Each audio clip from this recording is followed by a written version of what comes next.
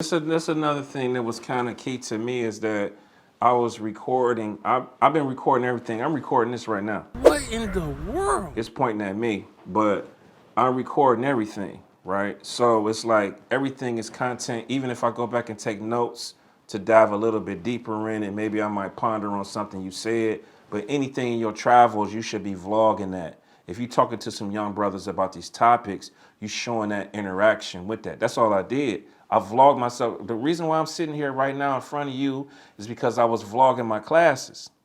So people, I was building value off of people. I was showing that connection. So the connection that we having right now, we vibing. So I'm record this and was sharing that, bro. And it's growing value. So one of the things was when I started, I've been on a lot of podcasts being interviewed. So I'm kind of working my skills on that. So I had to flip my role when I started interviewing guys. I got to listen to what he's saying. I got to come with questions. It's a whole nother skill that I acquired just messing around on Zoom with my boys. But now I'm good at that. Now that's a skill that I want to have. You know what I'm saying?